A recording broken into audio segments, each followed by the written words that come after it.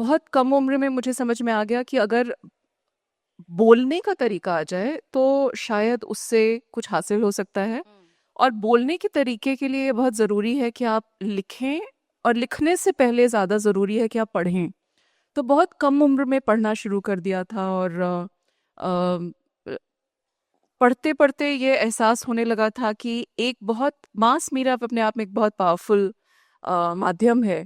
और मैं 10 साल की थी जब मैं पहली बार अपने स्कूल के रास्ते से आ रही थी और उतरकर आकाशवाणी, रांची आकाशवाणी में मुझे पता था कि क्योंकि सुनते थे हम रेडियो बहुत उस वक्त, तो बच्चों के लिए कार्यक्रम होता था, तो मैं उतर के चली गई थी और मैंने पूछा था कि बच्चों का जो कार्यक्रम होता है उसका फुलवारी शायद नाम था, या इस तरह का कुछ नाम था। मैंने उनसे पूछा कि वो दीदी जो करती हैं उनसे कैसे मिल सकते हैं, और उनसे मिलने चली गई। मैंने उनसे, मतलब कितनी मासूमियत और कितना उस उम्र में क्या समझ में भी नहीं आता होगा, लेकिन मैंने उनसे कहा कि मुझे अपनी कविता पढ़नी है। हाँ। और उन्होंने कहा हाँ अगले संडे आ जाओ। और मैं पहुंच गई अगले संडे। एक बहुत कच्ची सी कविता कविता थी, याद याद है? था बिल्कुल भी नहीं याद है। पर ये याद है कि उसके लिए 60 रुपए मुझे मिले थे, और जिसके लिए मेरा बैंक अकाउंट खोला गया। तो ये अपने आप में जो समझ थी ना, वो दोनों बड़ी जल्दी आ गई कि आप लिख पढ़ के फाइनेंशियली इंडिपेंडेंट हो सकते हैं, और आपके पास थोड़े से आप पैसे भी आ सकते हैं। तो वो फाइनेंशियल इंडिपेंडेंस ही जरिया मुझे लगा कि शायद निकलने का, जिस समाज से हम आते हैं वहां से निकलकर बाहर जाने का एक रास्ता बन सकता है।